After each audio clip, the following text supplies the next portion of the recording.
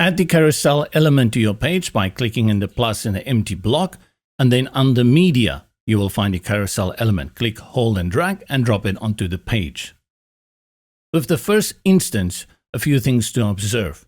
You have content that is structured within columns, the blue boxes. Navigation arrows, one on the left and one on the right, through which you can cycle through the different columns. And then you have dot navigation at the bottom. The amount of dots indicates how many cards or columns you have and which one is focused. So if I click on this one, it will scroll and then go back to the beginning. The options for the element is accessed in the top right, and you will find it all the way to the left. In most cases, you will want autoplay, but while working, it's a good idea to keep this switched off. Currently, we have 3 columns, and you can increase it to 4 columns. And now you see the dot navigation disappears as well as the arrows because there's no navigation. This can go up to 6.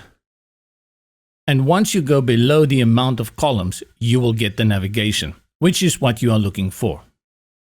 This can go as low as 1, which is usually preferred on mobile devices. Spacing is the space added between the columns. More control over navigation, you can choose what kind of arrows you want to display,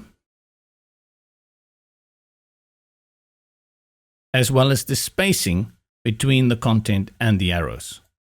And then for dot navigation, you can set it to none or choose any of the other options available. The color section is important because here you can set your colors for your arrows as well as for your dots. In regards to content, the carousel is essentially columns with general content that you can bring in. By default, it comes in with an image and then a text and a button. And you can bring in any element from the elements panel to build out yours. Just remember, this is applied on a column by column basis. So if you decide that you want a specific structure applied to all of your columns, style out one and then duplicate it by going to the column settings and then go to the rest and delete those. So we will delete these 3.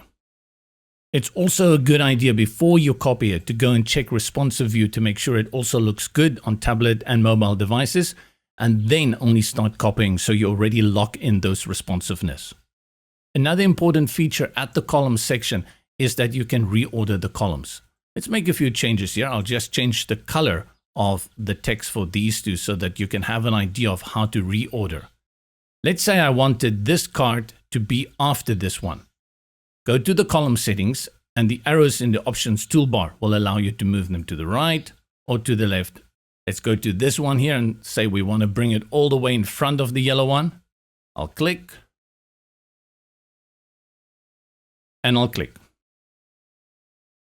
For the rest of the options, you've seen how to duplicate and delete it. And then under settings, you also have the hide to auto and you can align the content as you would do in a normal column. Note that each of these columns also have the option for normal links like URLs, blocks, and download files, and of course pop-ups, which makes it really a great and powerful element. From here, you have to go into your tablet and have a look. And by default, it is set to 2-column display, which is very convenient for a tablet. What we will do here is make a little bit of changes to our arrow. I'll go to the carousel settings and then columns and arrow spacing. I will decrease it to move it to the side. The problem that we have is that we don't have enough space. And here I will go to the padding on the right and add padding around 24, and I'll do the same for the left. Now the arrows are nicely visible. The same is going to happen when we go to mobile.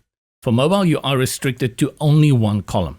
Again, you're going to have your arrow spacing, and I will increase the padding. This time I'll just type in around 45 pixels on the left and 45 pixels on the right. Makes it much easier to navigate.